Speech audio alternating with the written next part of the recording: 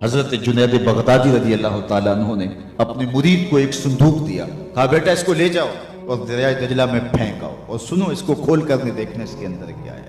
کامل مرید وہی ہوتا ہے جو شیخ کے راز کی حفاظت کرے۔ مرید نے صندوق اٹھایا اور دجلہ کنارے پہنچا، جب صندوق پھینکا تو کیا دیکھا کہ پانی نے راستہ دے دیا، اپنی آغوش میں صندوق کو ادب سے سمیٹ لیا۔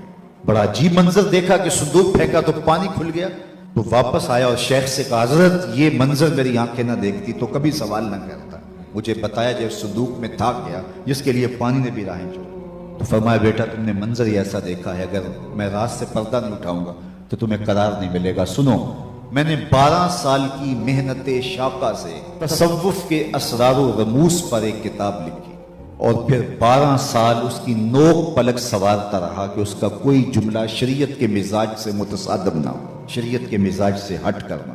حضرت سیدنا عمر رضی اللہ تعالی عنہ کا ایک قول ہے، مبلغین کے لیے، علماء کے لیے، پیران طریقت کے لیے اس میں بہت روشنی ہے۔ آپ فرمائے یہ نہ دیکھو کہ تمہاری وجہ سے کتنے لوگ ہدایت پہ آئے، یہ دیکھو تمہاری وجہ سے کوئی گمراہ تو نہیں ہوا۔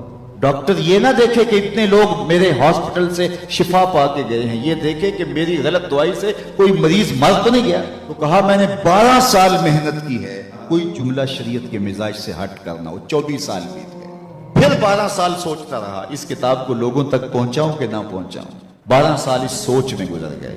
آج 36 سال گزرنے کے بعد میں نے فیصلہ کیا کتاب اللہ قرآن مجید کے ہوتے ہوئے لوگوں کو جنید کی کسی کتاب کی ضرورت نہیں ہے، اور یہ جو تم صندوق میں پھینک کے آئے ہو یہ میری 36 سال کی کمائی تھی۔